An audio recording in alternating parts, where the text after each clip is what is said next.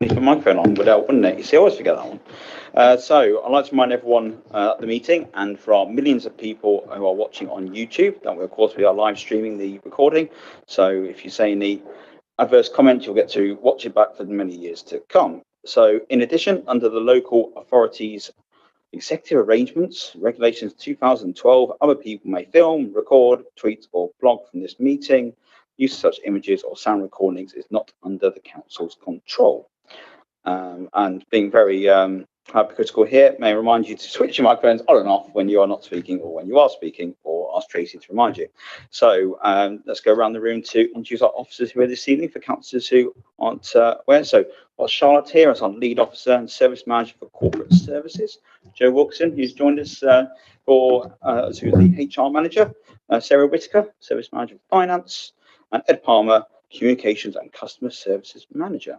And of course, Tracy, who didn't put herself down there, but Tracy, welcome. Yeah, Tracy, you should always put yourself down there. Most important person, take all the notes in there. So, right then, I will now proceed to tonight's agenda. So, number one, apologies for absence.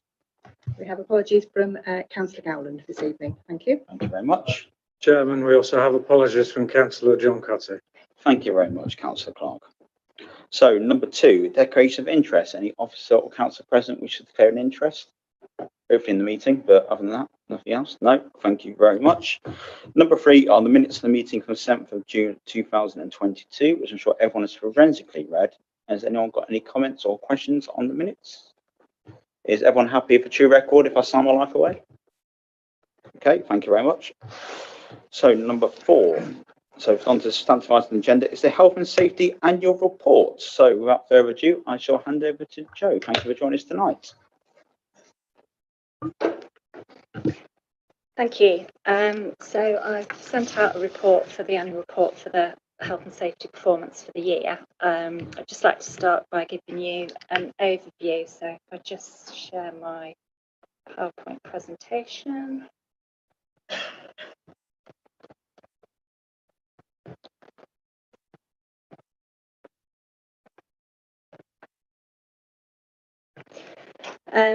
So give you an overview of the activities and performance in relation to health and safety for the 12-month period.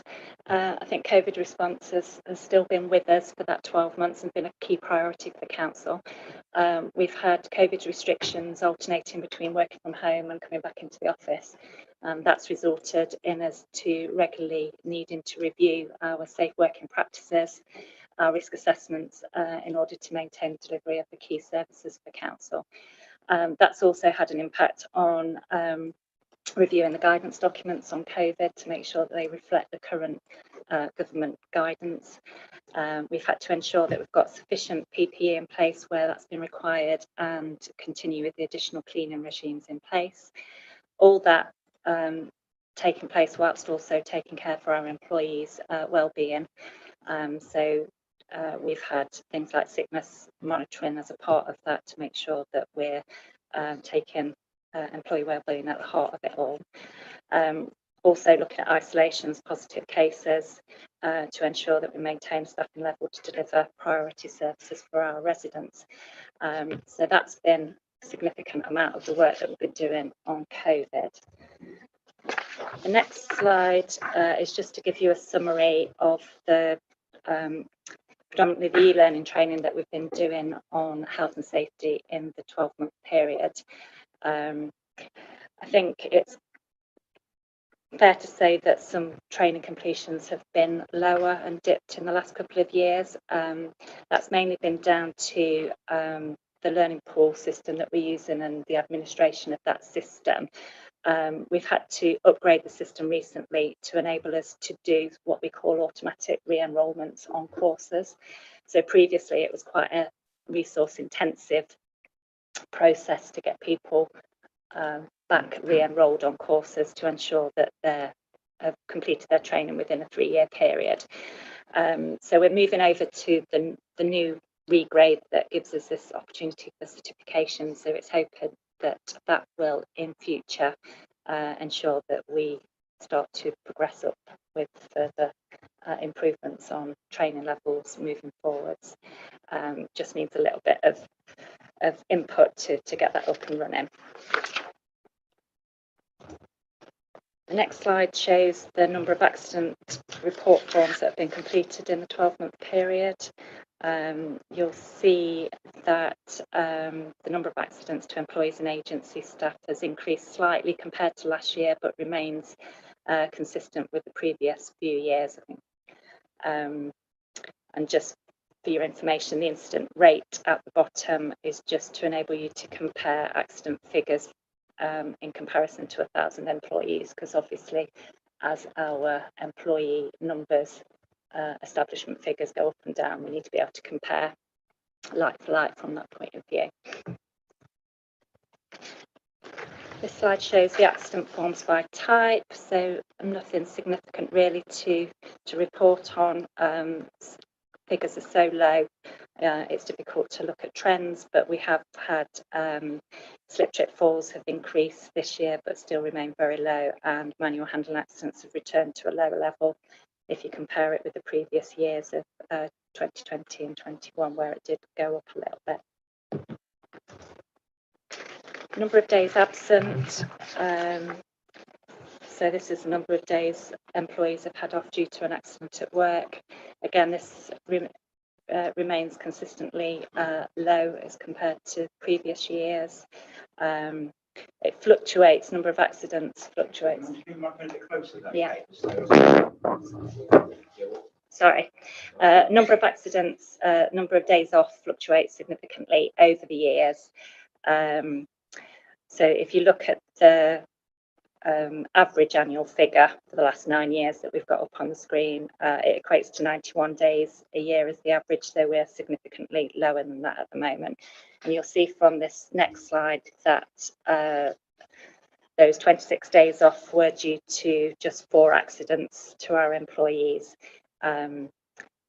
which are shown on the screen, and only one of those was reported under the RIDDOR regulations as required, due to that employee having over 7 days off as a result of that accident. That brings me nicely on to look at the achievements of the goals that were set for this 12-month period. Firstly, I just want to mention that we had internal audit, complete a health and safety audit in March this year.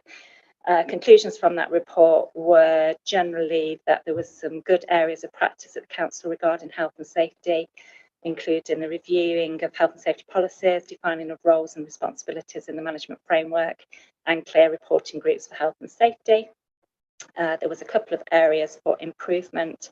They were the training rates for e-learning, which is something we've just talked about, and also a more consistent process for reviewing risk assessments in our Pentala system. So that's the reporting system for it. It's not saying that the risk assessments aren't reviewed, it's just how we report it in the system that needs a bit more of a consistent process for that.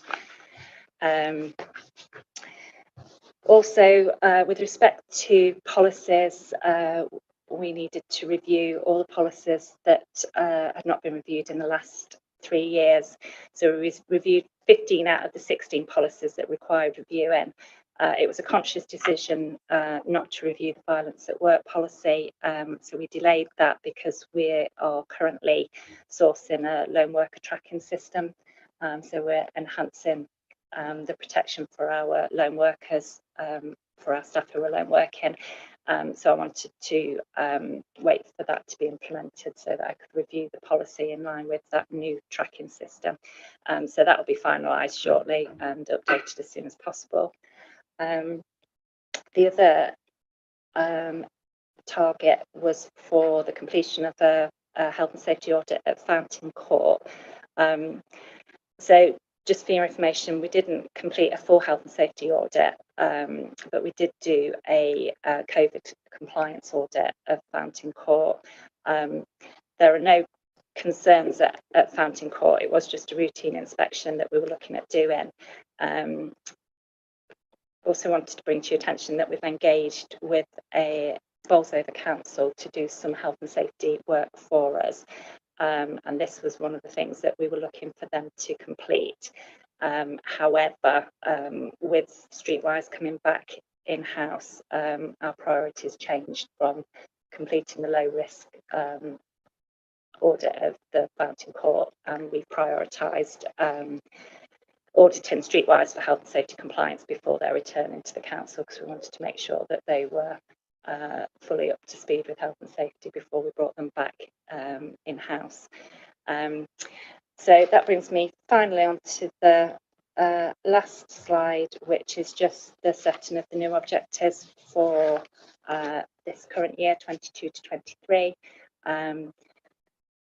I've chosen these ones based on some of the issues that we've highlighted within the report. So updating the violence at work policy, auditing Streetwise, improving the learning compliance rates, looking at the outcome from the audit with respect to the risk assessments being reviewed in a more timely manner by managers on Pentana, and continue to deliver the workplace health initiatives that we do every year. So I'm happy to take any questions that anybody may have. Okay, so thank you very much, Jo, for that presentation. I've just got a couple of bits I just want to address first, and I'll go around the room for my fellow councillors to bring up questions they've got. I mean, first of all, for me, I think on the e-learning, I've mentioned this before when it came back, and this came last year before I was chairman, but I understand what you're saying about the auto enrolment, and that's quite, I suppose we'll be a bit behind the times. We're now going to be there with the auto enrolment, so we can take the resource on me checking there. You're still quite concerned that those low amounts. So, I mean, that's gone now. You've got the auto enrolment. What are you going to put in place in terms of ensuring that, though you've got auto enrolment, I assume by that means the employees will get an email saying, this is due, do it now type thing, or do it by X date. What are we going to do in place to make sure they've done it? Because yes, that is a great thing to remind people, but also before, look at some of those low rates. Obviously, some of our colleagues who aren't. And I mean, I will draw attention to the fire safety one being a concern, because especially what we saw at County Hall with the recent fire there, it's really important to update, because what was really good there was the fire marshals who had all their training up to date there. They were really good in evacuating that building. They're really good people up there. So that was our staff there who were doing it. So I'm just making sure that here, that's my concern, we make sure we're covered. They've got that training. So it'd be good to hear back from you what you and your team will have in place to ensure we are at 100% next time. That's based on ultimate aim. I know you've got your objectives when this comes back next year. But you to I told you we're 100%, so start asking horrible questions. But that would be the ultimate game to get to. So just what your plan is to get there. Yeah, I think 100% is probably a little unrealistic with respect to the turnover of staff and new starters. So we're always going to be, 90% to 100 would be ideal. Just want to reassure you that this is the e-learning, which is an awareness courses. So we don't rely on e-learning being a prime training function. So with respect to fire safety, as an example, that's covered for all staff on induction. So managers would, and the HR team would ensure that fire safety is covered on day one. So we don't wait for e-learning to cover that.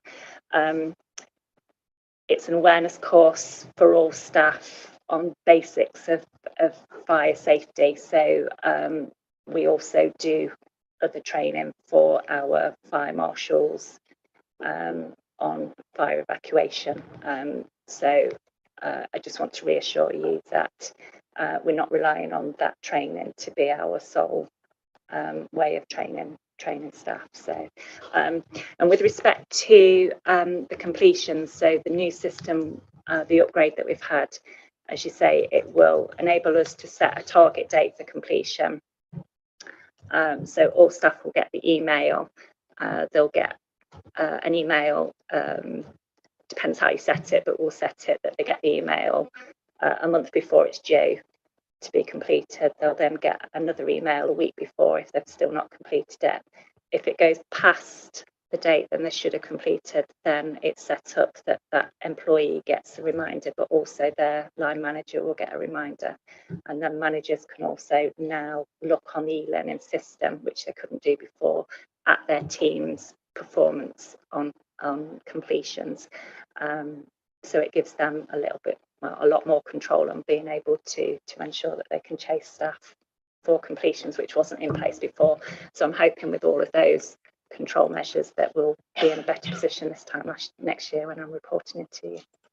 Yeah, no, thanks for that. I mean, I get what you're saying about the learning there is just about refresher, but I imagine when we are doing that fire training, that we are still going to be doing refresher on that overall fire training, because I can speak of experience with running a cinema that I did recently with, I'd say, 100 odd employees and various bit there. We did fire drills every month, and everyone had to do every year because awareness of the fact you've got to keep that train live and up to date. So I think for next time, then if we can have the other figures data in there to complement the e-learning, because that's just one part of the health and safety part, which I didn't probably understand should have more there. But when you just see those figures, you're assuming that's the only training we're looking at. And I mean, look at the. I mean, it's also fire safety, but obviously a few others there, such as the asbestos and the Legionella being very low, and especially with the high risk those have. So I appreciate the comments about went live 2018, it's gone over 3 years, but hopefully that in auto enrollment is going to solve that. Then you believe, okay. And then my second point before I hand over to any other councillor is Bolsover District Council. So can you explain why we use Bolsover District Council to do our health safety audits, perhaps rather than either in-house or someone a bit more closer than as someone who worked near Bolsover? I know it's quite a journey to get up there. This is a little bit of background. So I've been doing health and safety for the council for over 20 years now. My role has changed, so I've now taken on the strategic HR manager role. So it's taken away some of my resource and capacity to deliver full time on health and safety. So there was obviously with that move a desire to make sure that we didn't sort of fall back on the health and safety, so we made sure we'd still got that cover. So we were looking at options of how we would fill that void. Initially, the decision has been made that we would go out to other local authorities in the area to see if they've got any capacity to support, because we recognise that I think health and safety within the council is well managed, and managers are generally doing the day-to-day side of things, and I can monitor requests for guidance and training and sort of the day-to-day support. But where it comes to things like the auditing, or if there was, say, a significant accident, for example, that we needed investigation, we wanted to be able to pull resource from somewhere else. So it's kind of a support for the council. So we recognised that we didn't have, for example, we didn't have 15 hours worth of work that we wanted delivering every week. So I went out to, so we've got a local NOTS, and it links into Derbyshire as well, Health and Safety Advisors Group. So I reached out to them and asked if any of them would be interested in supporting us, whether they've got the capacity, and it was only Bolsover that came back and having the capacity. They've also been doing some work recently for Gedling, and I'd like to say Chesterfield as well, but I might be wrong there. So they have a team of 5 health and safety advisors. They're sort of building themselves to be able to support and sell out their services. So we've joined in a service level agreement with them, which basically doesn't commit us to any work with them. It's a as and when required situation. So. Thanks for the explanation. I guess my concern is, as and when required, we require them and they didn't come in that time. I know we prioritise other areas, but to me, Fountain Court having public access is quite high risk. I would say, as somebody who's been doing health safety audits for more years I care to remember, I'd always consider that quite high risk. So it's not directly a question for you, because that's the resource there, but something that I plan to do is just speak to the council members and say, look, if you need extra resource in there, you need to speak to the finance portfolio holder and getting that money in the budget, because if it's an area which we need to cover but we don't quite have that money, to me it's such an important area. It shouldn't be on, if you've got a bigger, a more strategic role now with HR, I completely understand you're trying to juggle 2 hats, but that's my primary concern. Look out there is that we're not perhaps supporting you and your team enough by having enough resource there to make sure that's done, because if we're having to rely on Bolsover discount, with great respect to Bolsover, and our appreciation should be there that they've stepped forward and helped in our areas, so our appreciation is for them. It shouldn't get to that stage, in my honest view, because like I say, honestly, their priority is going to be Bolsover. I'd be worried if it wasn't, to be perfectly honest. So that's something with the groups, with the with the group's support, I'll be just speaking that camera just to make sure that we do look at that. From that, I'll just give you and your team support. But like I say, it's appreciate not ask you that direct question. I know it's not appropriate to, so just so you're aware, we'll look at that just to make sure that we have that overall team, just that overall view, just to make sure we've got that right support for you. So that's all done, and not you, of course, not only our staff, we want to make sure they feel safe all the time, but also our residents who are going to these buildings as well. I think for me, that's before you do anything else, health and safety is number one, because do everything you like, but if you're not keeping people safe, then we failed everywhere, and there's no point doing anything else, to be honest. So thank you for that. So could I just come back a little bit on that? So the budget has been allocated this year for that support, so it's not that we've pulled the budget from, so we've got budget there. I think we're just taking an opportunity to reflect what we need this year, and don't want to jump into recruiting, say, a part-time person to fill that health and safety role. And I'm here if there was any serious incident that needed dealing with, and that's why we tend to use Bolsover for sort of the auditing side of things, that we can make a decision as and when. Yeah, that's not very sure. I know you'll absolutely be on top of all that. Just I'm conscious that, let's say the big HR issue comes up and the big health safety issue comes up, you can only split yourself. You can't split yourself two ways and make priorities. And you said there's money in the budget, but if we can't find that support, either more local or Bolsover can't 100% commit to being where we need to be all the time, then if the only option is a part-time person, I'll just make sure that, well, then that might be something we have to look at. Again, it's not my decision to make, that's the cabinet member in charge, and also the full council cabinet if it goes to that. I'll be asking to look at that just to make sure if they're happy and the rest can't happen at the end of the day. If we're not happy, we'll bring it back to scrutiny. That's the way it should work. But it's just to give that assurance. I think just anyone who's watching at home and thinking, have we not got that, obviously Matt all council president, I think it's just something we try to look at to make sure we've got the support for you, because at the end of the day, like I say, don't put you in that position of you having to decide if you've got to prioritise health and safety and HR if the capacity isn't there because you tried and Bolsover can't come back. That's not fair to you or the member of the team. But okay, thank you. Any other councillors want to speak on the item? Thank you, Chairman. I'm just curious about the asbestos awareness training, and it's possibly partly answered by the fact that you mentioned that the e-learning is not the sort of the primary source of training, but it just seemed quite low numbers, only 14%, and in fact there are only 2 people in the last 12 months. You talk about 42 staff require this training. Who are, I don't mean their names, but what functions comprise those 42 staff, presumably facilities, but maybe others as well. I'm just asking this in the context that, and the chairman mentioned the fire at County Hall, it's amazing you find asbestos in the craziest of places that you never thought you'd find asbestos in some older buildings.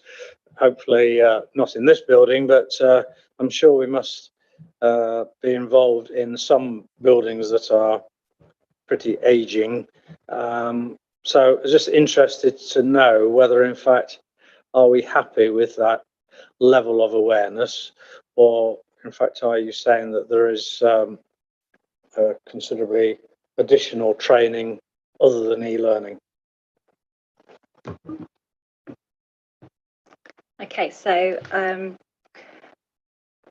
just to reassure you that again, the e-learning is a basic awareness course. So anybody who has any involvement in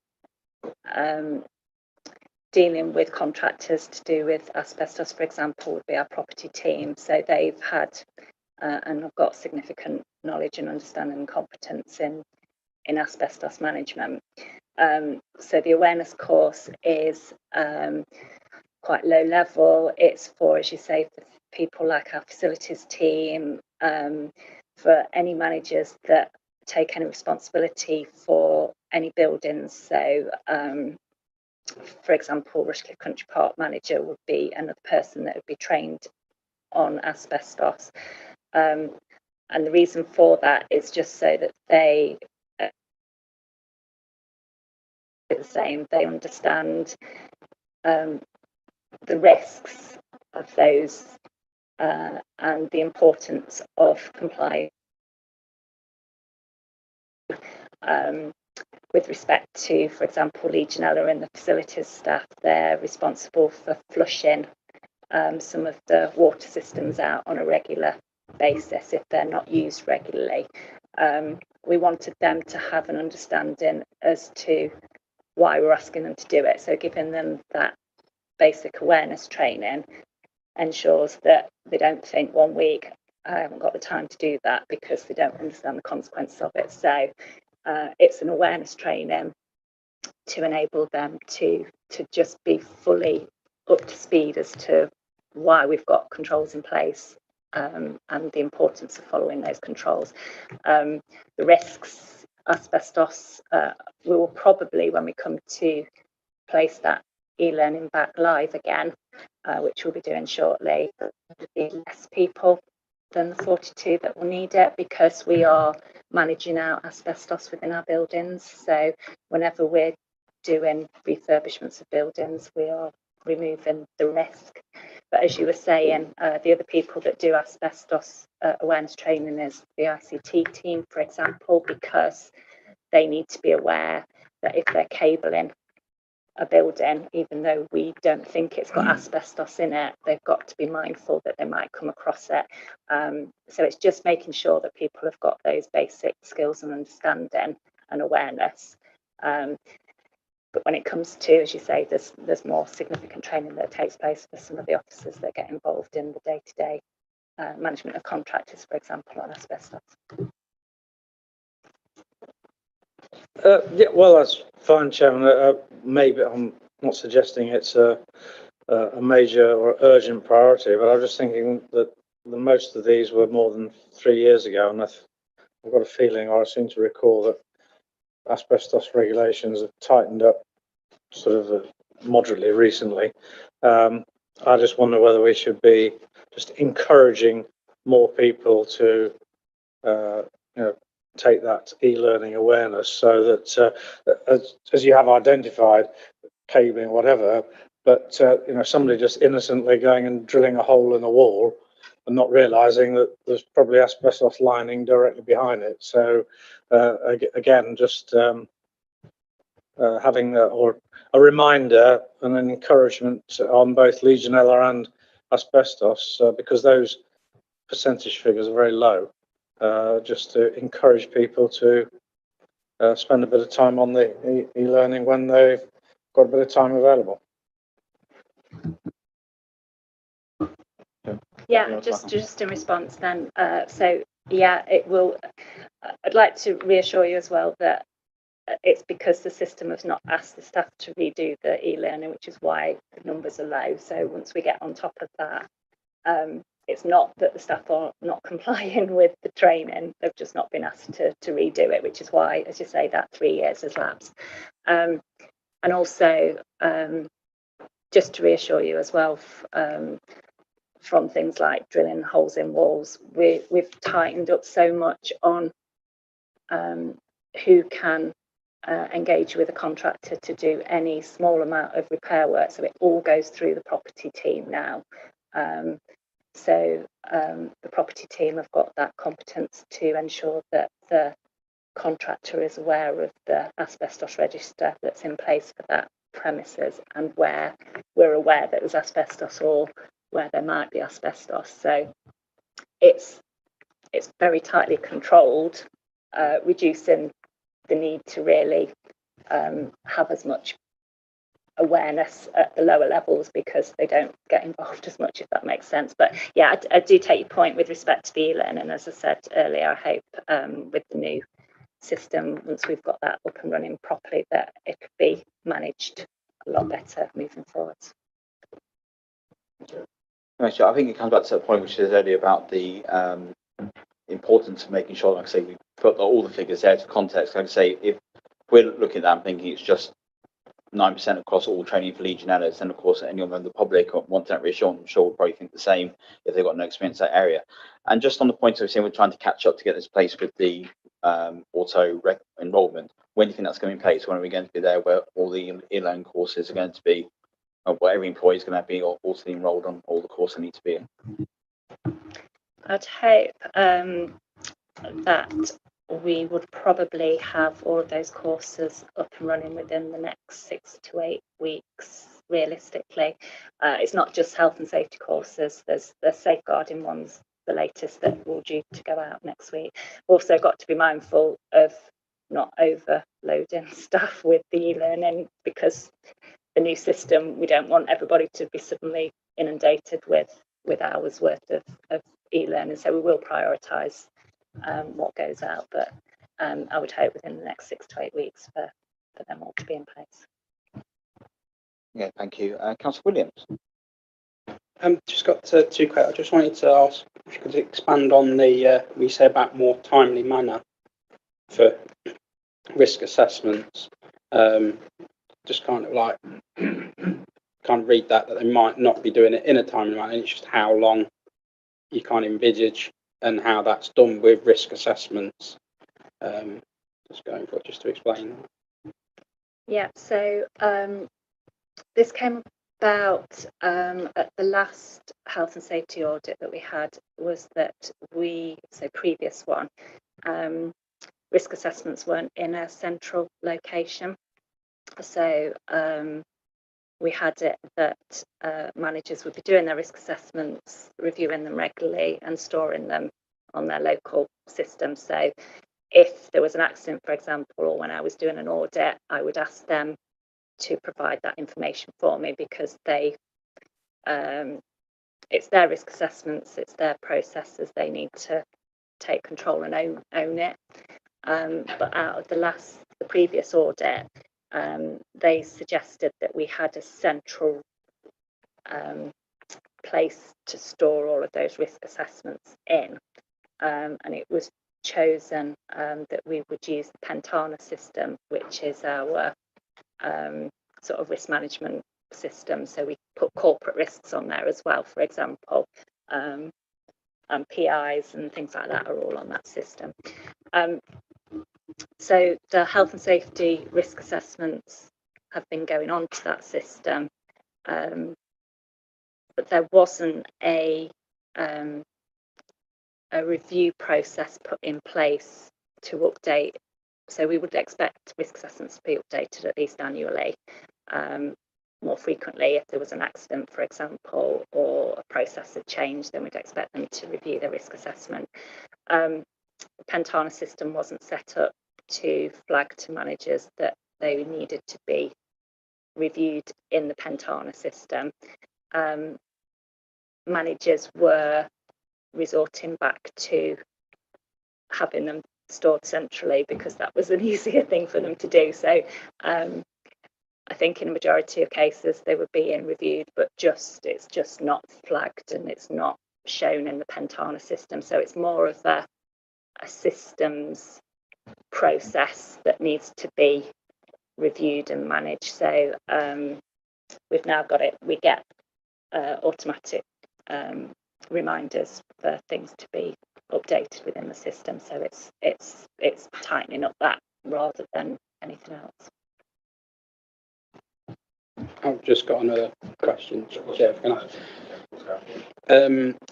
just wanted to know, with going forward with Streetwise coming into house, are there figures, because of course with what they do as a business, there's a lot more risk of injury and accidents and stuff like that happening than what there is in those figures that are presented tonight.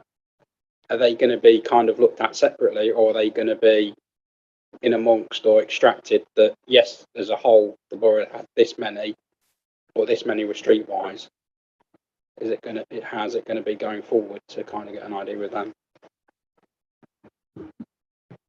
I would anticipate that longer term they will be just put in the mix with the rest of the organisation. But we do, when we do some sort of breakdown figures of health and safety anyway, we will look at the area. So when they're reported, they do get split into service area and departments. So we can look at trends in different areas if necessary. The accident, because we provided the HR and health and safety support to Streetwise when it was its own business anyway, we've got a feel for the level of accidents, because they used to report them into me anyway. So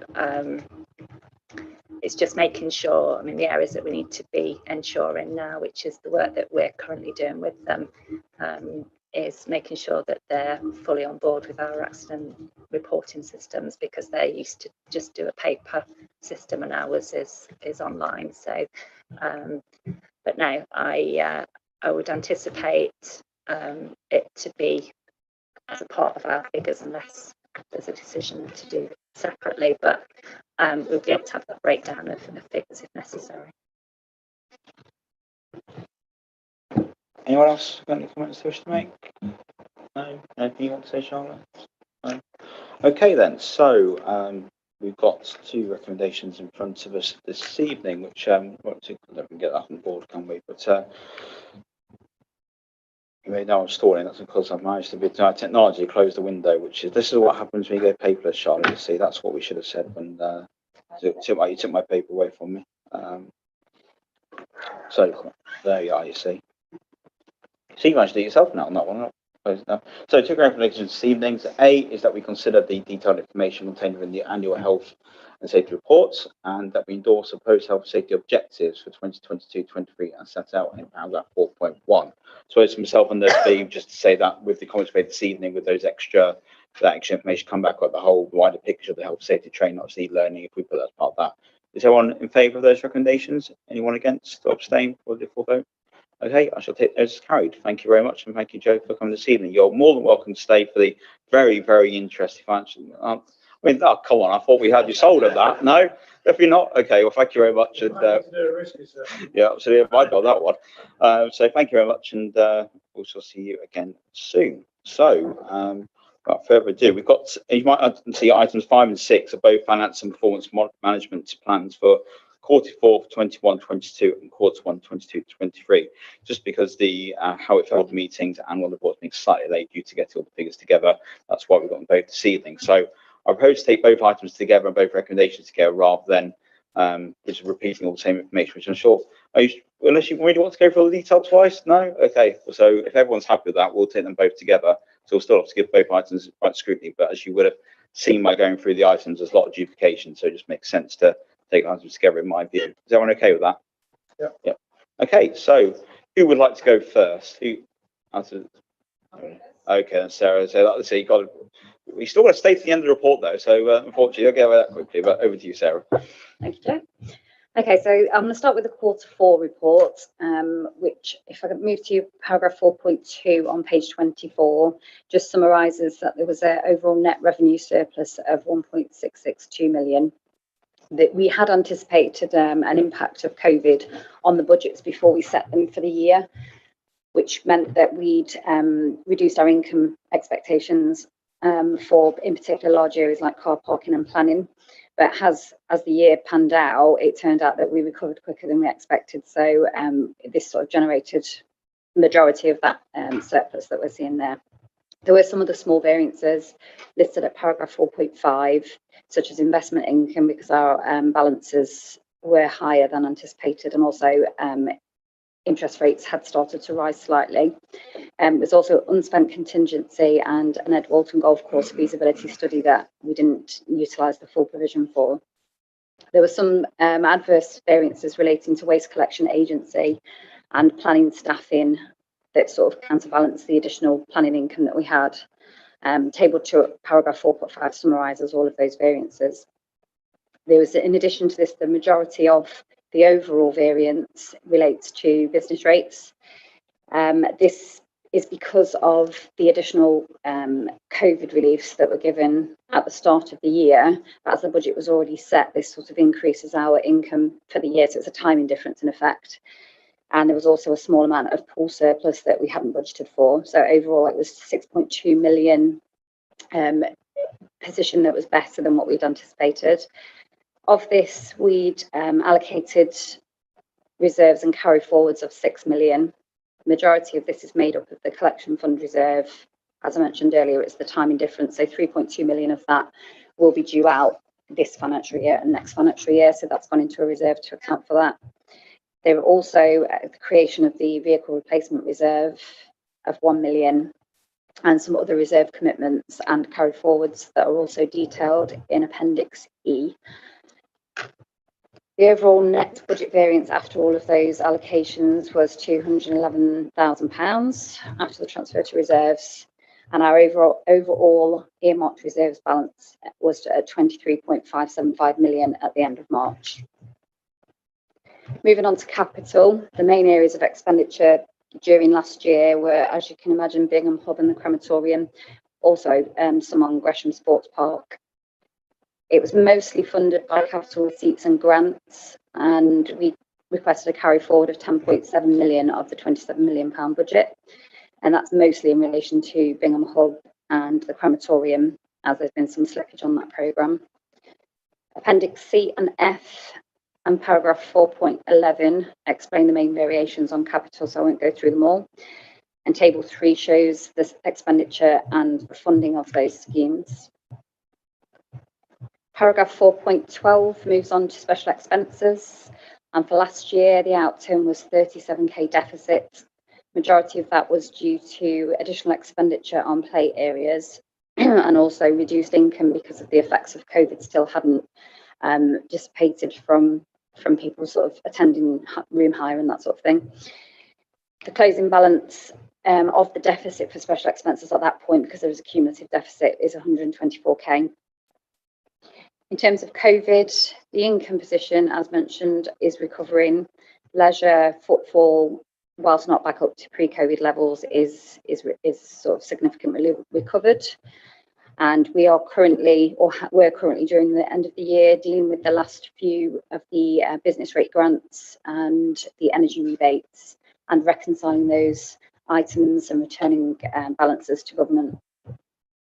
So in summary, for the year, we've had significant financial challenges, but we've managed to maintain our focus and achieve the MTFS. We've secured value for money and we've delivered all our services. There are still risks and opportunity risks facing the council, but we need to ensure that our balances remain healthy, and then we're in a good position to respond to any unexpected financial shocks.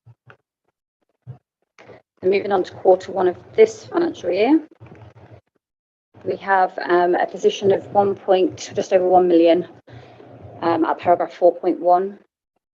We had budgeted for increased inflation and pay, but this is actually materialising at much higher than expected. So we used some of our underspend from last year to carry forward some additional provision, and also that's not going to be enough, so we are proposing to use some of the 1 million to cover the shortfall in this financial year as well. So table 1 at paragraph 4.2 again summarises the main variances. At this stage we're looking at agency costs in planning and refuse, and this is offset by, again, higher investment income, as we know rates have gone up quite significantly, and an increase in planning fees compared to the budget. Again, the majority of the surplus, the 1 million surplus, arises from the business rates position and the pool surplus. So paragraph 4.3 explains that we made a provision for increased pay and inflation, but that the costs are far exceeding it. So 638k of that 1 million is earmarked for that provision, and the additional 400k towards the pooled investments, which I'll come on to in a little while. So Appendix A and B give you the detail of the revenue position, and Appendix E again shows the special expenses, but there's nothing to report on this at this stage other than that it's on target to be on budget. So from paragraph 4.6 we move on to capital, which is also covered in Appendix C and D. We have a total budget this year of 25 million, which includes the 10.7 carried forward from last year. And at this stage, we're estimating an underspend of 6 million, mostly on registered housing providers. There's a projected underspend on Bingham Hub and some rephasing of leisure centre works. Capital contingency is also planned to be used for streetwise vehicles for this year. Capital receipts that we're expecting this year means that we are unlikely to need to externally borrow but obviously there's a risk that if they are delayed, that might mean we do have to look to borrow. Section 4.9 shows the current cost pressures that are facing the council. So we have staff pay already mentioned. So this is the national living wage and negotiations that are currently ongoing for general staff pay. This will materialise into a significant cost pressure each year ongoing. It's not just the current year, because once it's in the base budget, it will be every year after that. Inflation, we're looking at 10% plus on projections, and this will impact on utilities, contracts, but also a knock-on effect then to, say, the leisure provider, who's also going to then be subject to those increases. Collection rates are a risk. So the increase in cost of living might impact on people's ability to pay.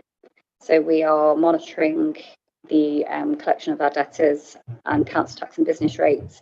At this stage, there aren't any concerns because we are on target or above target for where we'd like to be. The transformation plan is key and will be key going forward to is maintaining our budget position. And the two biggest items this year are the crematorium and Bingham, linked to achieving those targets. Now, we've already reported some delays on both those projects, but it will impact us financially more in this financial year. If we get back on target next year, it shouldn't be much of a problem. But we've got about £230,000 loss projected at this point, but we do have 167 in the carry forwards from last year towards that, so the impact is less.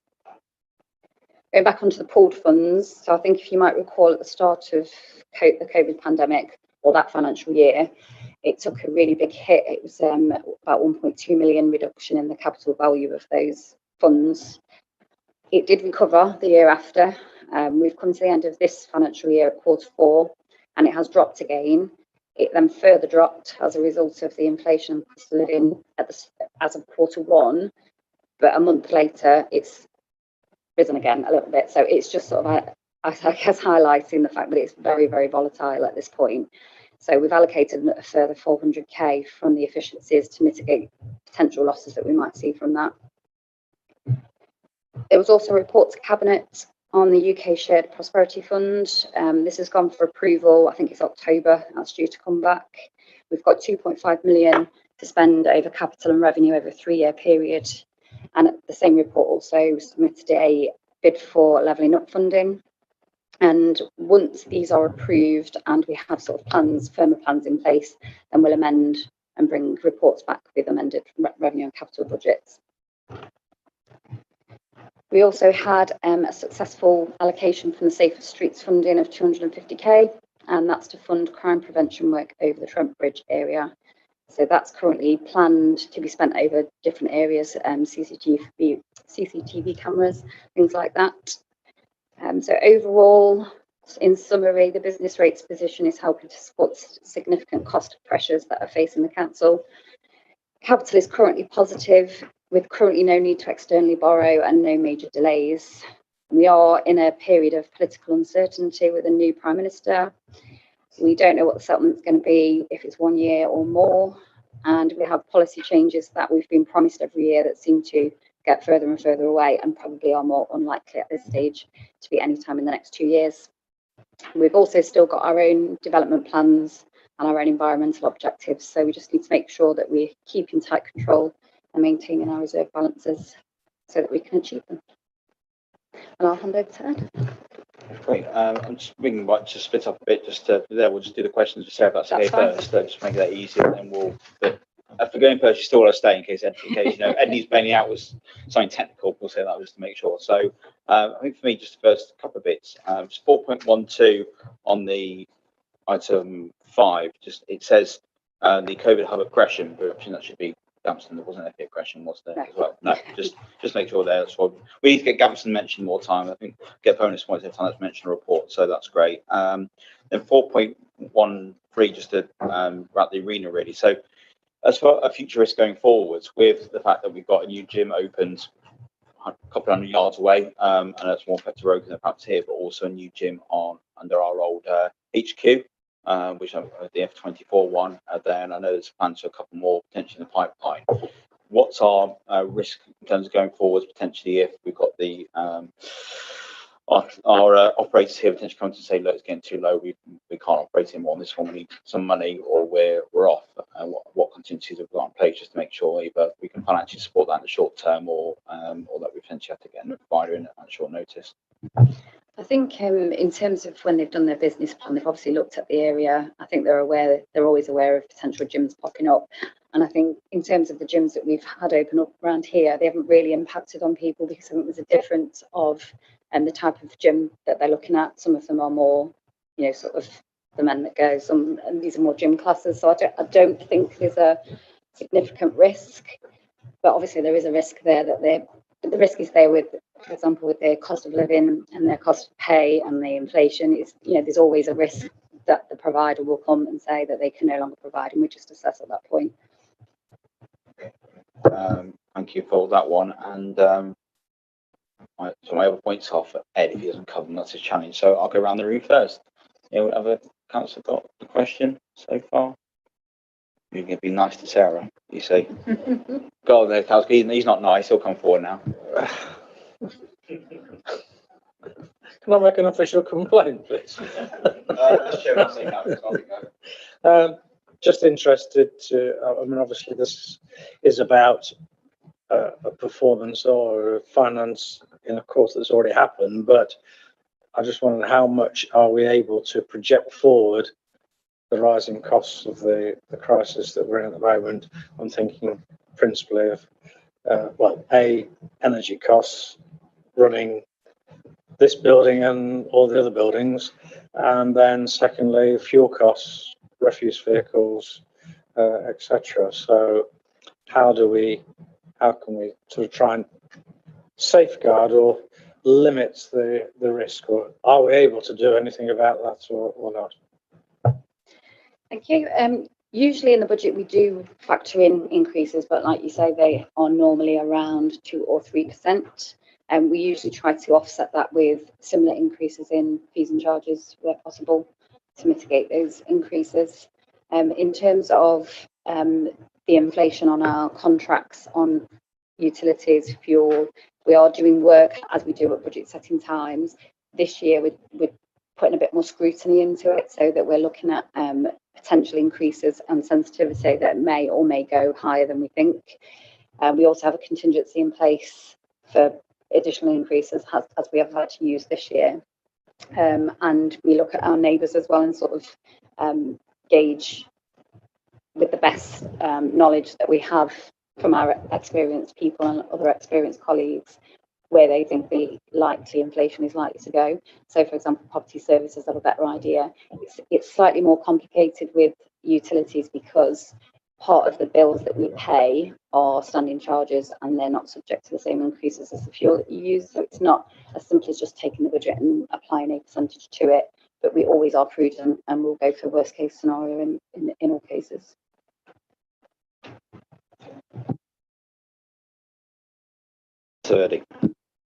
Thank you, Chairman, and Sarah, thank you for the very helpful insight. I think we're due to cover some of this in the governance meeting as well next week, but just a very strategic question, and I do ask this regularly. So you've referred to investment balances being high, investment income being high.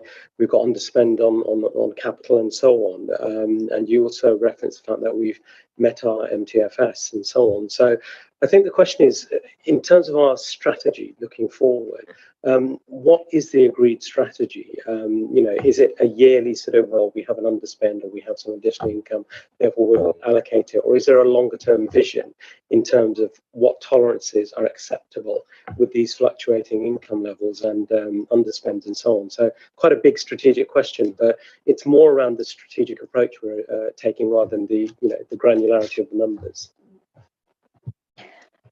Obviously, when we do the MTFS, it is over a 5-year period, so we look at the longer term, and it might be that some years, particularly last year, I think we were projecting a sort of 4-year net deficit, and then once the position increases, we'll start to replenish reserves at that stage. So we sort of do look over a slightly longer term. When variances occur that we aren't expecting, obviously at that point we'll then reassess, but that's then when we reset, when we do the budget at this point, we'll reassess our reserves position and our expectation of where our investments are with in conjunction with our cash flow. So obviously we have to look forward. We can only do that short term for some things, like for example Section 106 income that we have, that we're holding, that makes up part of our treasury balances. When we project that forward, we can only go with what we know, so we don't know when particular bodies are going to request that funding back. So we sort of do that probably on a slightly shorter term basis, but in terms of everything else would be on a 5-year basis.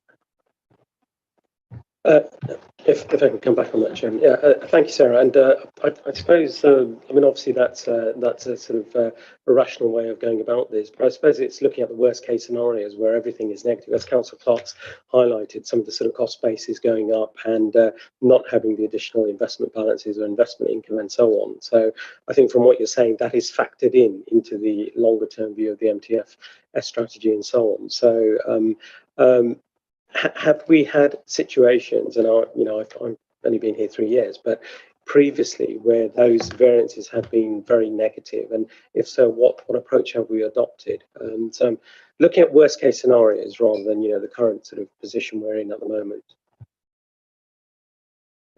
I don't recall a period where we've had severe negative variances overall at the end of the year.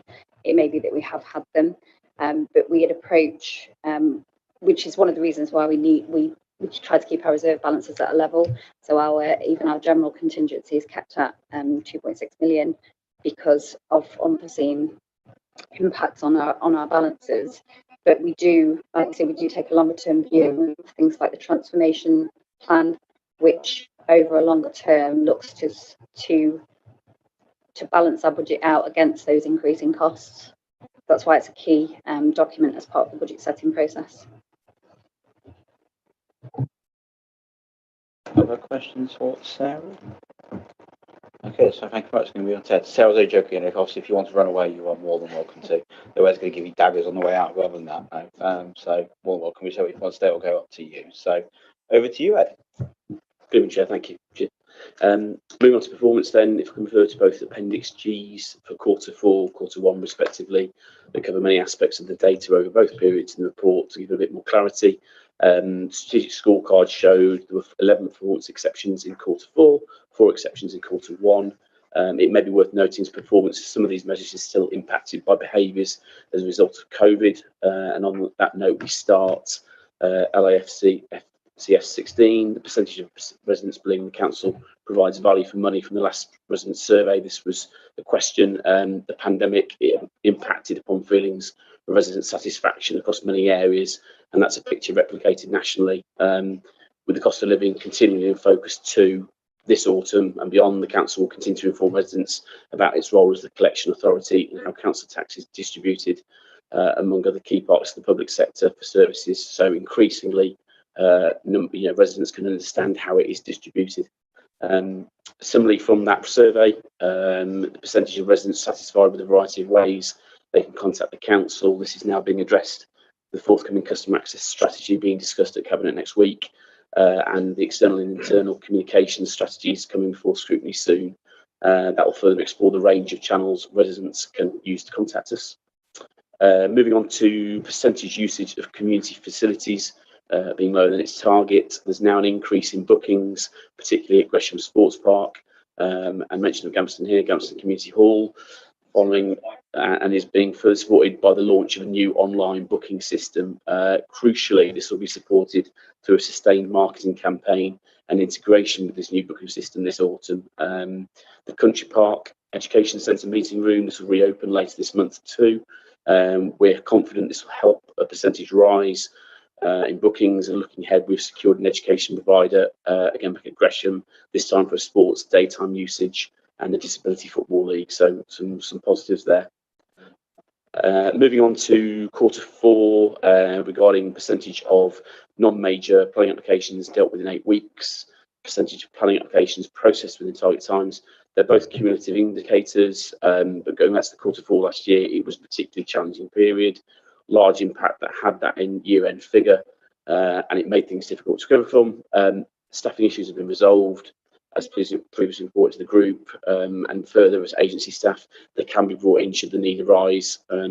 Monthly performance is being reported to the director and cabinet to be monitored more closely. Action can be taken if we're going back towards a route we don't want to go down again, but the figures are looking in a better place now that we won't return to those lower levels witnessed 12 months ago. In Q1 this year, the performance in the first month was 72%. Whilst that's still lower than the target, it showed a significant improvement from the middle of last year. In moving on then in terms of processing planning applications, major applications dealt with in 13 weeks. This indicator tends to fluctuate more as the numbers of major applications dealt with each year are relatively small. On average, we're determining around 45 major applications a year. Therefore, one application can be on the overall figure, if there are 100, can be, sorry, the impact of one can be greater than on the overall figure than if there are hundreds of applications, for example. So additional supports in place from our providers, Capita, whose focus is predominantly on those major applications. And moving on to percentage of calls answered then in our customer service centre. Previously in Q4, that service level agreement was at 40 seconds. The time frame that was set against the previous national benchmark. This has now been reviewed. This performance indicator therefore switched to 60 seconds for the first quarter of this year. And in that time, there was a high volume of calls, mainly relating to council tax and energy rebate inquiries, which coincided with annual billing and renewal agreements to increased call volume, and often in lots of cases, I've heard them firsthand in many occasions, increased complexity resulted in longer waiting times. We had 2 staff that left at the same time from the team. They've been replaced, and the replacements are trading very well. So, and the recent figures we have are a lot more positive. In terms of household waste collections, missed twice or more in a 3-month period. This can be a number of reasons. Current figure is probably higher than usual and increased on last year, in the main down to a number of staffing changes and new starters. That is reflected industry-wide as well. Crew performance is continually monitored, addressed, and we're aware repeat misbins can cause a lot of frustration for our residents. So we're utilising ever more in-cab technology to highlight such areas to the crews concerned and educate them even more. Moving on to number of homeless applications made. Changes have been implemented to the way in which applications are progressed, which has led to an increasing number of main duty decisions being issued. The options available in the private rented sector remain limited due to increasingly high rental costs, the increasing number of private landlords evicting their tenants due to a wish to sell the properties. So there's an increasing number of presentations across all areas, not least as well from survivors of domestic abuse who require housing assistance. It means ever more applications are taking longer. The number of applicants are not made an offer of suitable accommodation in all cases, and therefore we've got to continue to work with partners to ensure that all suitable homelessness prevention methods initiatives are fully utilised. It's a picture we've got to continue to review very, very carefully. Just on the percentage of applicants within bands 1 and 2 rehoused within 26 weeks, an increasing number of new build properties advised by registered providers during 22-23 have experienced significant handover delays from the developers, and after they have been advertised and matched applicants in home search, in some cases final completion or handover properties have been delayed by several weeks, hence why it has a knock-on effect to the figure. The implications are that some of the applicants who have been matched to these properties have waited for a longer period to sign a tenancy despite being matched at a much earlier date. Finally, on this point, Metropolitan Thames Valley Housing had an internal restructure of their lettings team in October last year. This created significant delays with large numbers of their properties. Demand for social housing continues. We expect this trend to continue, so we'll probably be revisiting this again in future. Just a final note then is on robberies. Just in Q4 last year, as much as that figure was below target, robberies within the borough remain at a very low level, and there's no particular areas of concern. Shop theft is occasionally an issue, particularly within West Bridgford. There were 47 robberies reported throughout the year, compared to 36 in 21-22. Just a quick reminder, we don't set these targets, of course, it's the police give us the figures. The Police and Crime Commissioner sets that figure. They're sometimes stretching targets, but we'll endeavour to keep assisting them with our community safety teams partnership campaigns. That's the summary, Chair. Were there any points where you wish to start? That's great. Thank you very much for that comprehensive report. So I've just got a couple of bits first, and then I'll hand over to any other councillor who has anything they want to raise. So number one, I suppose for me, it's really good news to see about the fly tipping figures coming down. I think for me, that's really positive. And to me, from a communication point of view, I think we should be absolutely making that clear all over social media that actually worked, and obviously good to report through.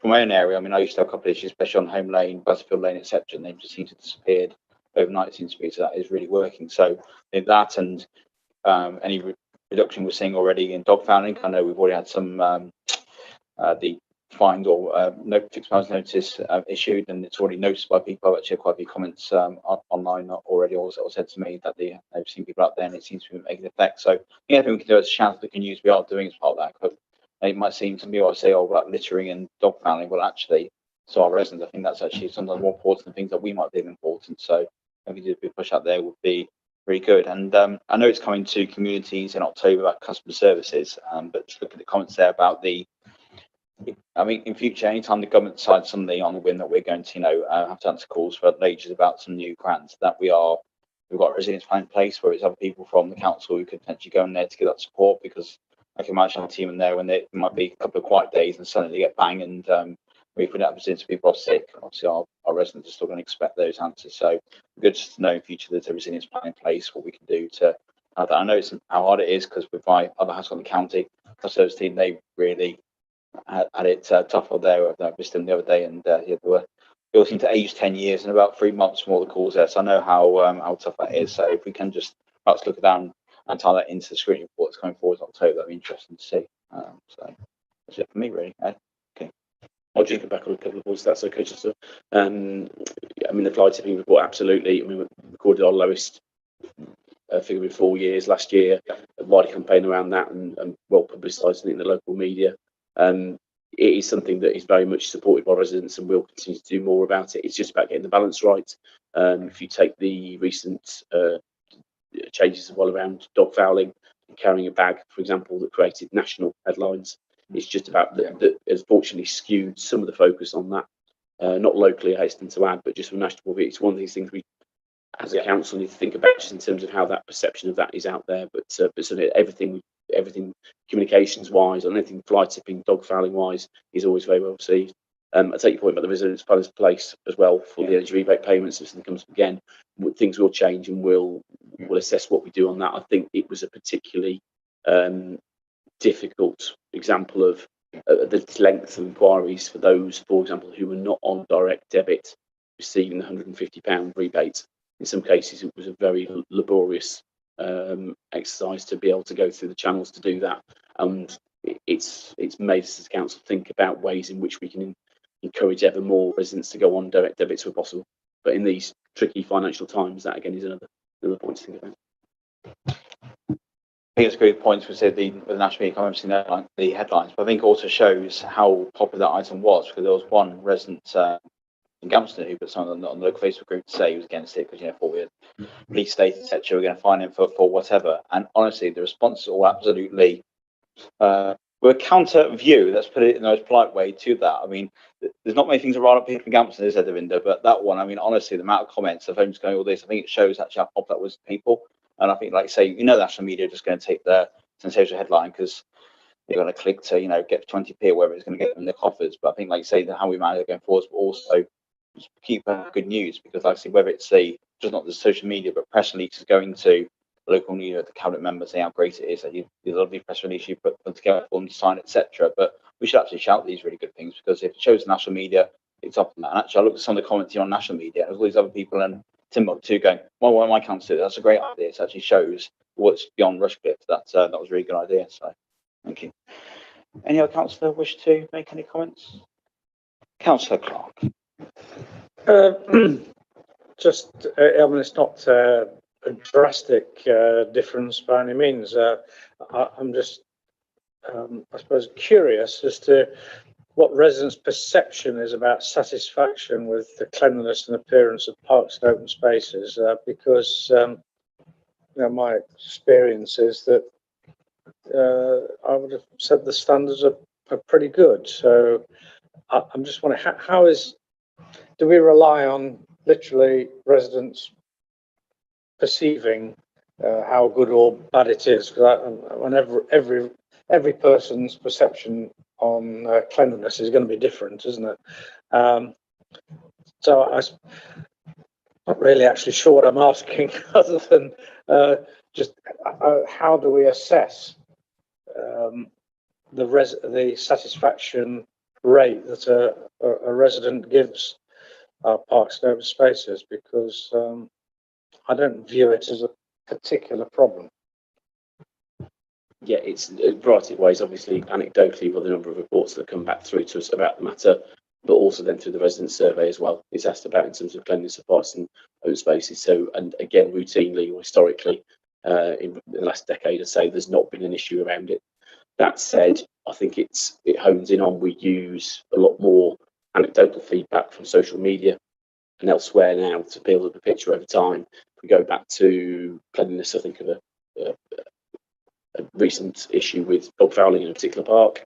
That's where we've built up an idea over time of reports coming through for anecdotal evidence from that one source, and that's helped go straight through to the WISE officers who build up a picture and monitor and increase patrols as a result of it. So it's a mixture of it. It's a resident survey ask routinely through that every few years. That says if enough people don't come back and say there's an issue, there's obviously that points in the right direction. Then additionally, however many complaints or otherwise come back through to us about specific locations, and we add that to with other evidence that we get as a result of social media. I think just on that would be interesting is people's perception. Say, I regularly go to Rushcliffe Park with a very excitable chocolate Labrador who knows the way better than I do, but I remember seeing on social media page people complaining about all the geese marking around by the lake. Well, that's, it's good. Yeah, exactly. However, it's people's perception to go, oh, I don't have to walk through this, which most people would assume is nature actually appreciates the natural environment. But I think also be interesting, the future question, how we break that down. If I'm giving one example in my counterpart, Sharp Hill Wood. So Sharp Hill Wood is fantastic agenda because the friends of Sharp Hill Wood who are up there volunteering their own time to clear that up, and the amount of rubbish left by kids, if you got there on Saturday, Sunday morning, it's full of bottles and crisp packets and worse, to be perfectly honest, and it's down to them cleaning up. It'd be interesting perceptions. Someone goes dog walk at 6 a.m. Sunday morning before, I can understand the friends of shop not get up that early or Sunday morning, let them off there to not go that early, and that's their own experience. So that's their probably singular view of how tidy is, not the whole view. So we're interested to get perhaps breakdown if that's one area we're seeing increase with, just to see if there's one targeted area or we have to communicate that better out there, such as Sharp Hill Wood. Team of volunteers do that. Please take your rubbish home if you're up there. If you notice particular issues, let us know. That type of thing to raise, or like you say, geese muck is not litter, which that ain't going to get that into a snazzy message. So that's your challenge. But that's why I think it's probably just my own feedback. That's probably what people are. This is people's perception. So thank you for that. Yeah. Second question. Oh, issue the geese with doggy bags. That's the answer.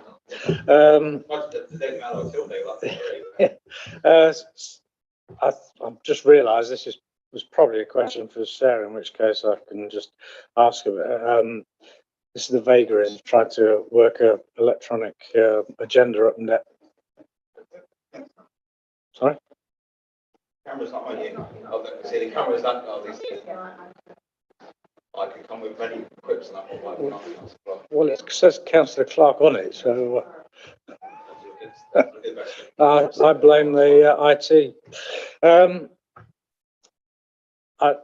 don't know if it's a question for you or not. The new homes bonus, 8.9 million sitting in reserves. Are we not spending it? I don't know whether you know the answer or whether I need to ask that. I'll come back with an answer for you on that one. I can't answer that one specifically, but I shall come back with that basically.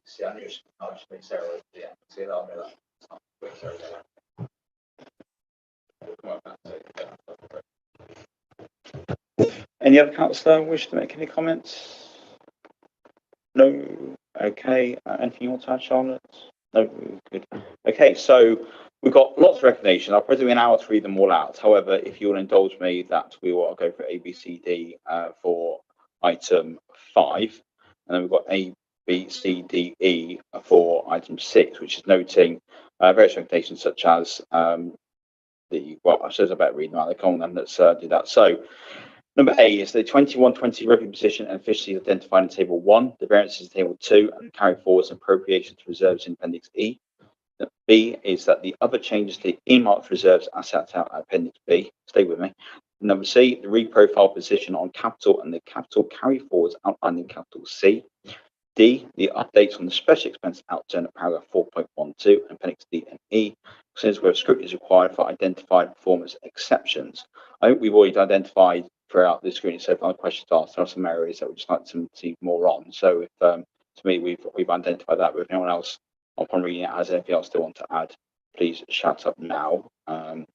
We also have the recommendations for item 6, which is A, the expected revenue budget efficiency for the year of 1.038 million, proposed to earmark this for the cost pressures. So that was around the staffing cost increase, potentially obviously not just the fact that the what the unions and the government decide in terms of the increase for our team going forward, but also national living wage will have that impact on some of our services and our service partners in terms of what they might come back for and ask to keep going services going forwards. B is the capital budget efficiencies of 6.17 million, including the reprofiling of provisions totaling 1.465 million to 23-24 for Cotgrave Leisure Centre, Youth Leisure Centre and West Park. C, the transfer of 0.15 million from the streetwise loan provision to capital contingency. D, the expected outturn position for special expenses to be in line with the budget. And E, the council positively engaged in securing external funding with regards to the UK Shared Prosperity Fund, Levelling Up and Safer Streets, and considers where scrutiny is required for identified performance exceptions. So on E, someone's going to talk about for when we come to the work programmes. For Sarah's comments about the £250,000 we received for that and what the Trent Bridge, to me that should be something we bring back for scrutiny. That's a lot of money that we've had and we are putting into our community to see whether that has given a return to what I'm sure the government expects when they gave us a cheque, but also what we want to see. So if anyone's okay with that as a recommendation, I'll bring that forward onto item 10 when we get to consideration of work programmes. That's something I think we should look to add in. That's probably going to come on the communities, Gareth. So you be happy with that principle? Okay, and we're okay with those recommendations with what I've done there? No objections for everybody, please? Okay. Okay, so we'll take those as approved. Thank you very much, everyone, and thank you, Ed, for you're more than welcome to stay for the rest of it, but if you wish to run away, we fully understand. So, item 7 is feedback from the Scrutiny Group Chairman. So, no particular order, but we'll put Councillor Clark last. So, Councillor Verdi. We are actually meeting next week. So yep. The committee has not, the group has not met since the last meeting we had. So we have, as usual, just we are looking at the internal audit progress report, risk management, also the going concern section, which is a new one that we on an annual basis, treasury management, and also references to Streetwise earlier on. That's coming in house now, so we will be looking at the last financial position of Streetwise. So it's more of a snapshot of performance for last year. But as I said, we haven't actually had a meeting yet. Not great, Councillor Verdi. I did notice for the email to say that you're having your training before the next meeting as well, aren't you, on the risk management training? Yeah. So group members will be attending, but it is No, absolutely. I haven't been on it before. It's very interesting. So thank you very much for that one. So, Councillor Williams. Okay.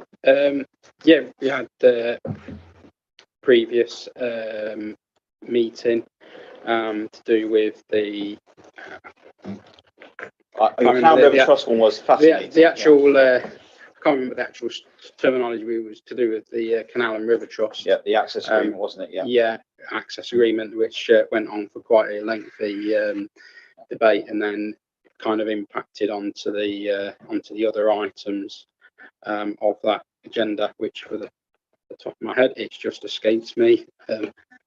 That was sport and development. I knew it was sport, but I can't remember. She's seeing it in memory forever. She dreams of it at night. Yeah. So yeah, and again, that was really well screwed on what the actual board does as provisions around, and the development officer, sport development officer, was there to answer any questions on looking into the future and what's already happened as well around the area and programs, and like with the redevelopment of Gresham Sports and how that's now being utilised as a hub and everything like that, and any other areas that's progressing for the future.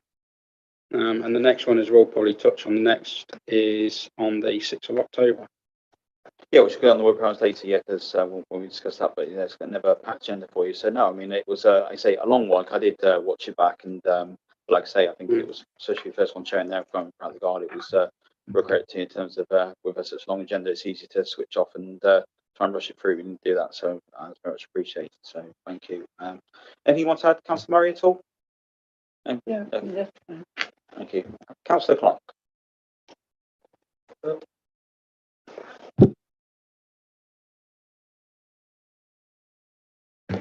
One day we'll have IT sorted. God, dear. Right. So the last growth and development scrutiny group, we had the second part of our discussions on conservation areas.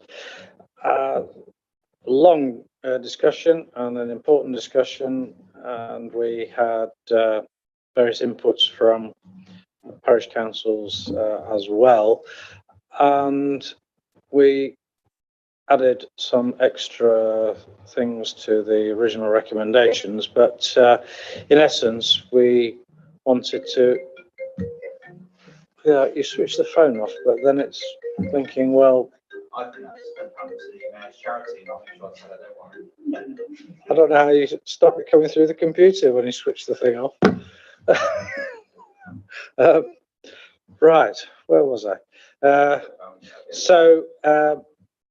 We wanted to develop a list of non-designated heritage assets, and that goes hand in hand also with wanting communities to be involved in sort of leading a review process to try and ensure that we keep heritage assets on the agenda, and so we would like to find a way of having a local list of assets, so that we can keep a note of those.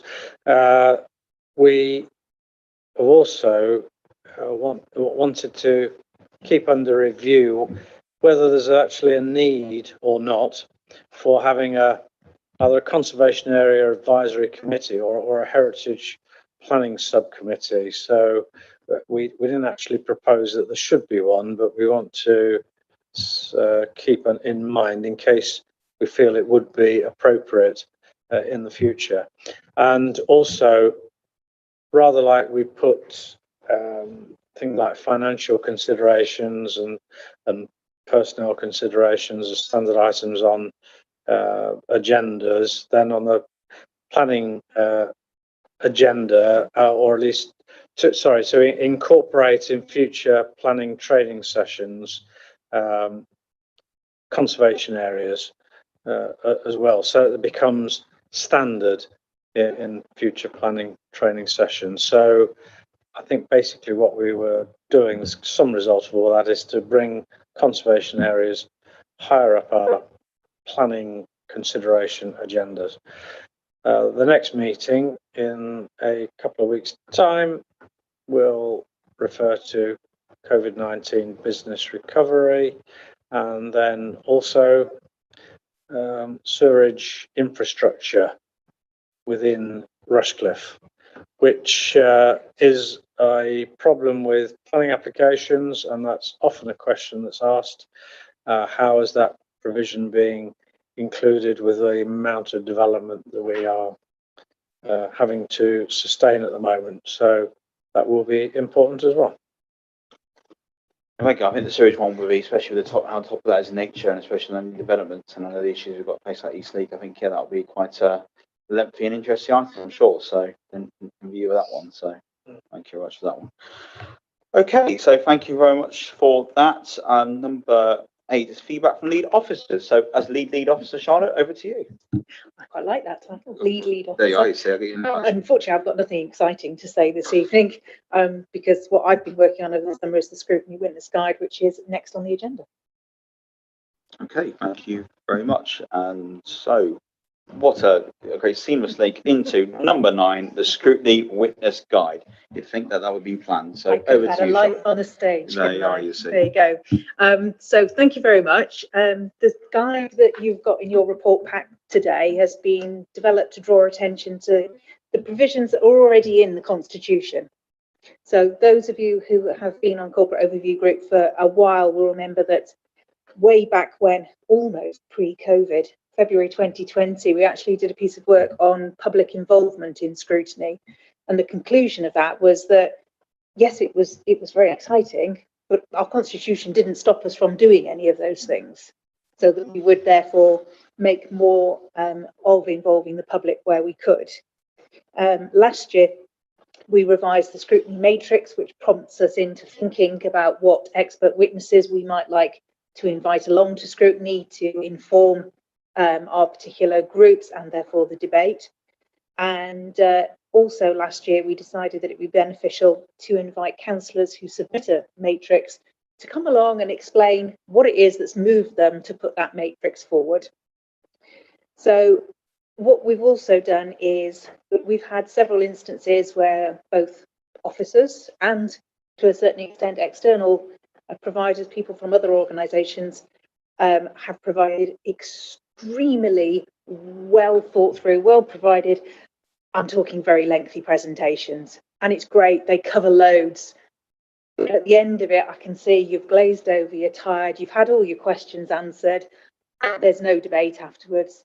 So it's really about making sure that we keep those nice and succinct down to 15 minutes where at all possible, allowing a scrutiny group to do what a scrutiny group needs to do, which is to raise questions, debate, and by all means, those expert witnesses are there to answer any questions you might have, but not to try and preempt everything in advance.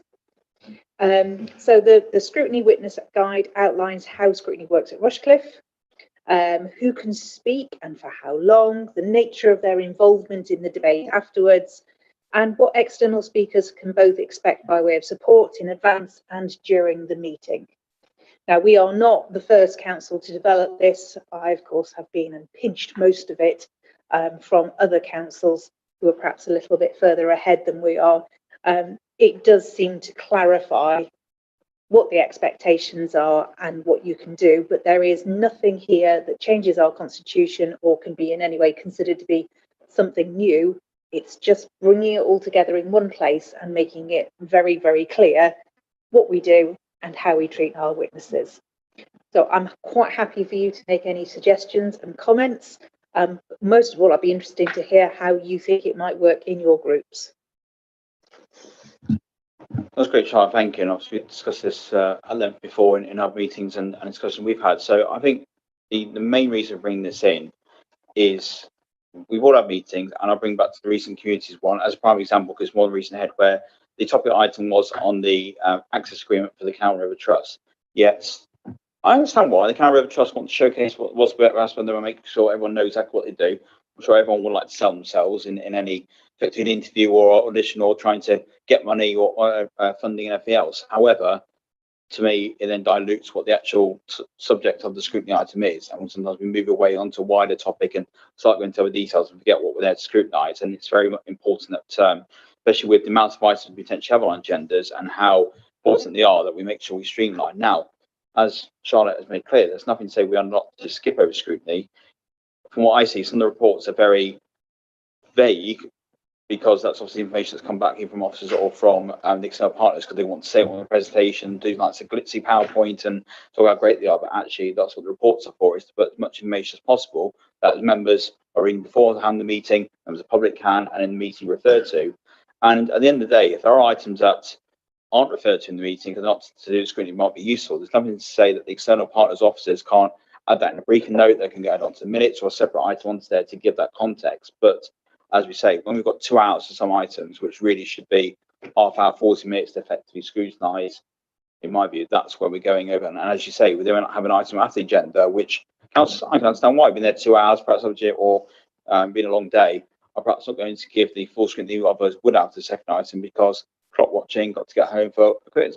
That's understandable in the slightest. So that's the main reason that's been brought forward, and also to effectively put in stone what we've said before, where we invite councillors to either come to here to talk about the screening matrix item, or that yourselves as group chairman and vice chairman can invite councillors to come to speak, at your particular meeting if it's on a subject that's pertinent. But there are the set rules and guides in the constitution and the guide to that in terms of how they speak and address, because we know we've had some instances recently that have not been to that.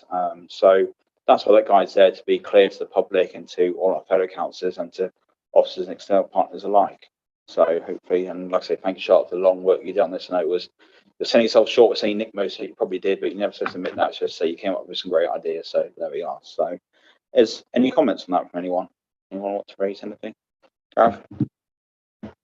Yeah, I just wanted to really good document, and it made a hell of a lot of sense for the process and everything like that, and for what the different areas of people that can be involved in scrutiny to expect when they come to a meeting and beforehand.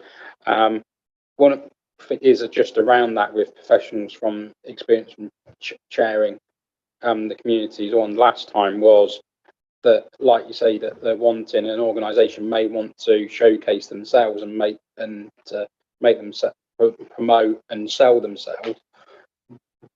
But I'm just wondering if there's an area where we could look at when a question's asked, that we then don't get kind of free answers from an organisation like we had then, that kind of prolonged an answer that actually one person would have just answered it and not free.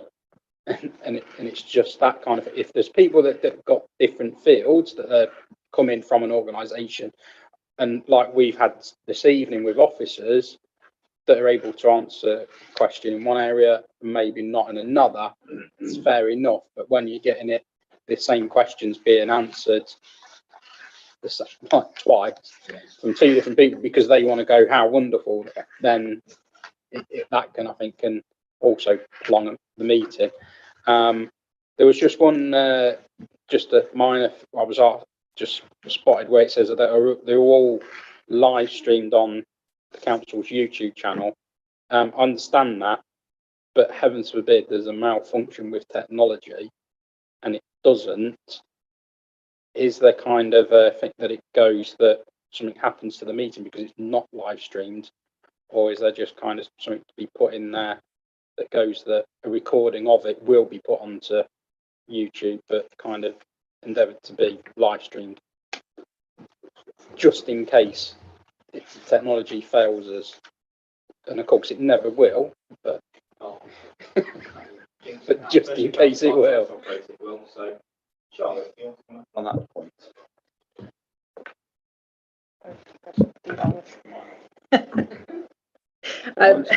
I think it's a fair point. I think we'll just put a rider in that says, barring any technical difficulties, they get live streamed. They don't get recorded, that we can then post them up separately afterwards. It literally is a live stream up to YouTube. That is the recording mechanism. So, but we will put a proviso in to say that it isn't 100%. We'd like to think it is.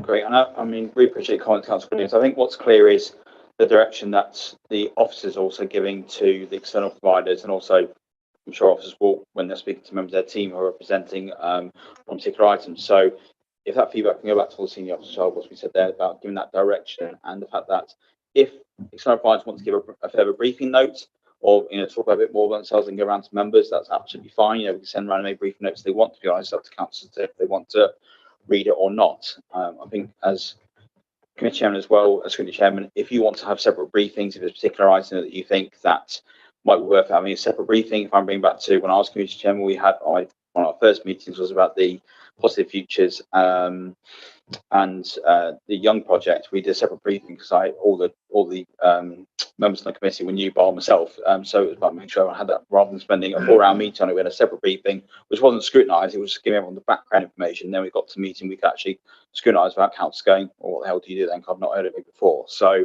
I think that is a tool you're more than, as chairman, able to hold them if you want to.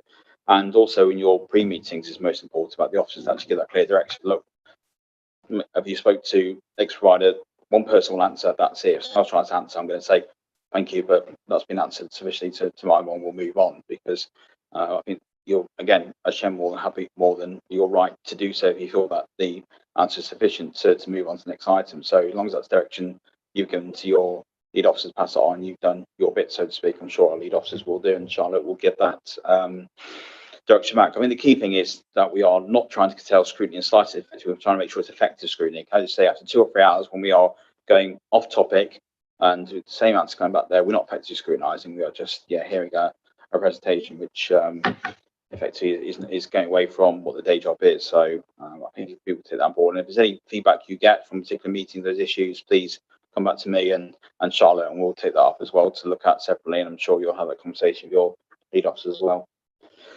Anyone? Councillor Verdi? Thank you, Chairman. Charlotte, thank you for the paper, and of course I strongly endorse the principle of the model. My question is actually with the governance group. We've had a recommendation, and Pete will refer to the specifics.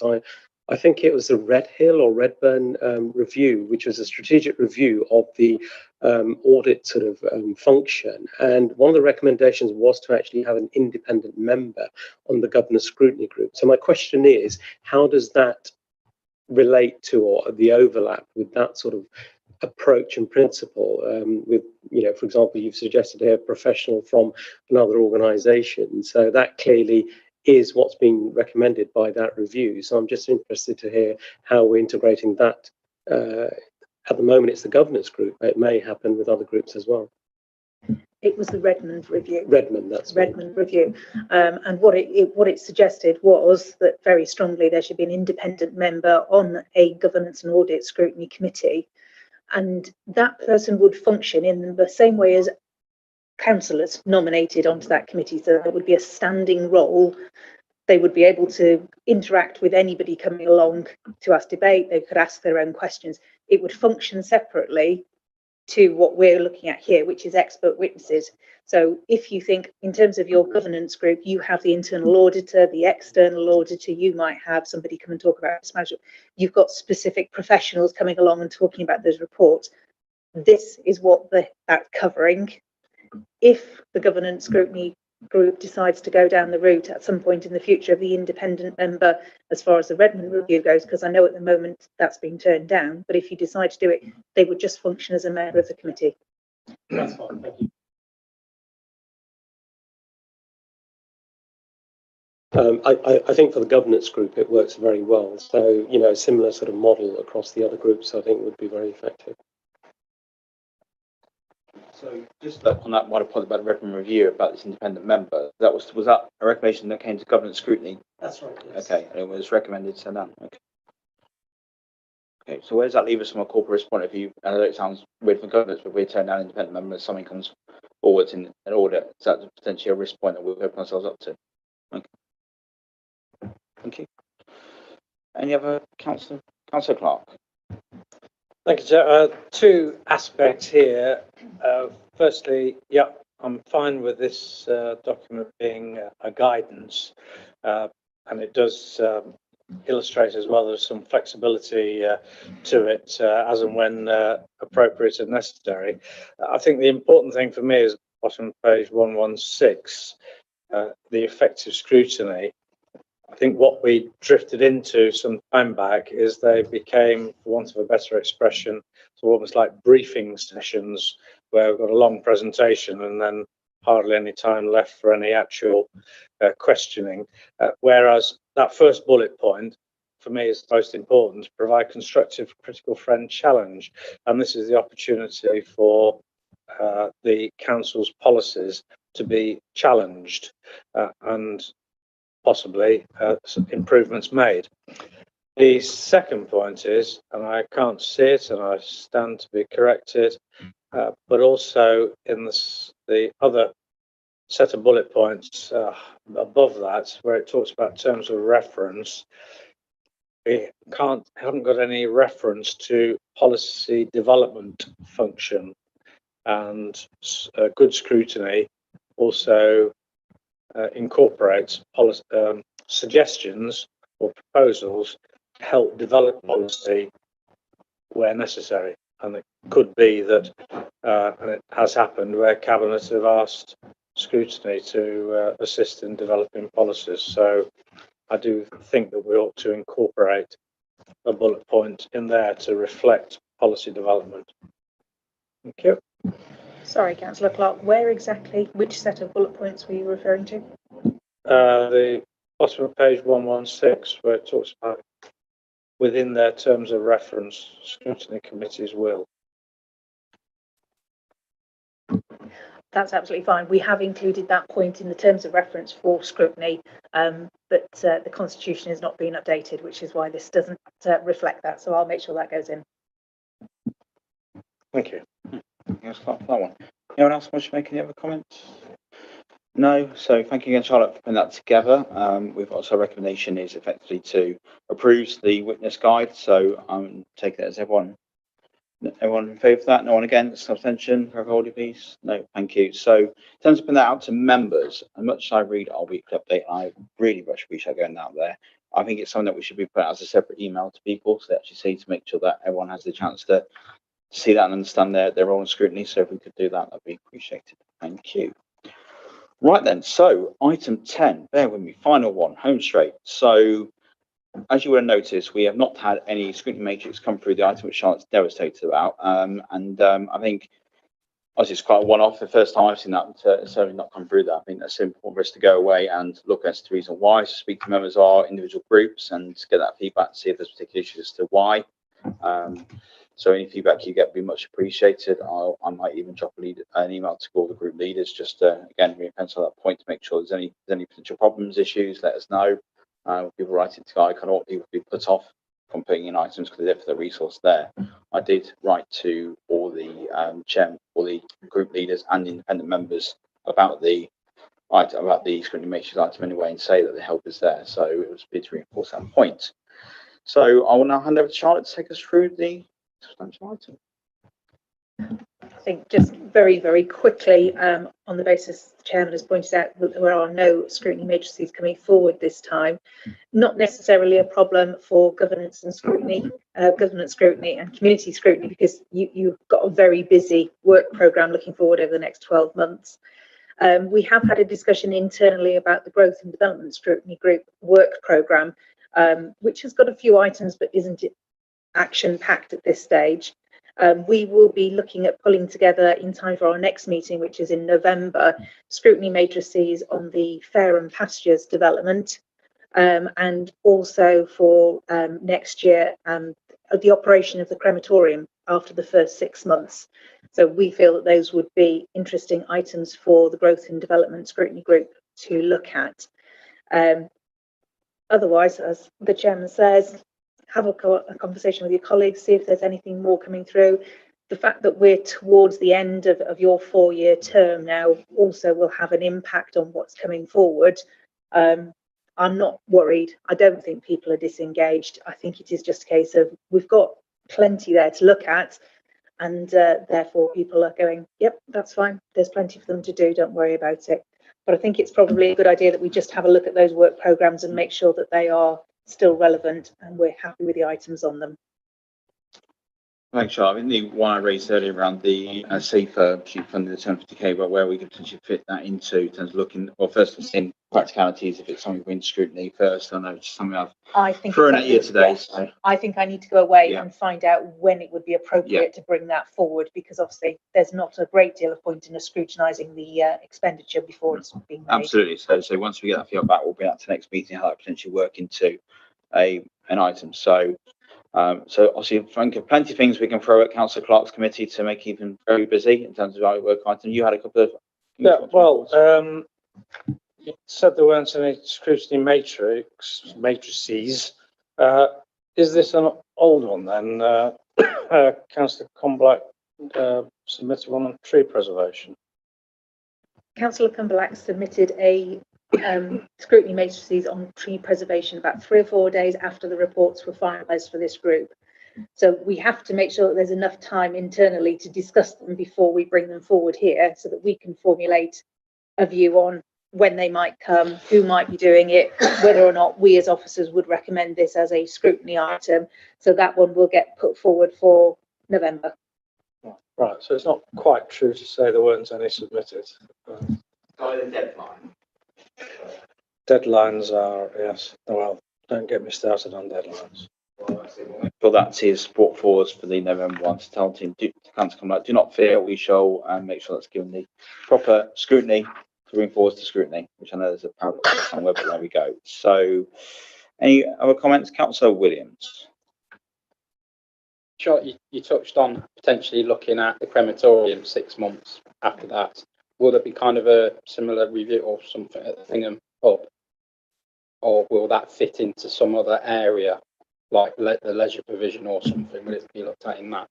I think the difference is that the Bingham Hub is the leisure centre element of it is provided through Lex Leisure, and therefore if we felt that it needed to be scrutinised, we'd be looking at the whole provision across the boroughs that Lex actually provides for us.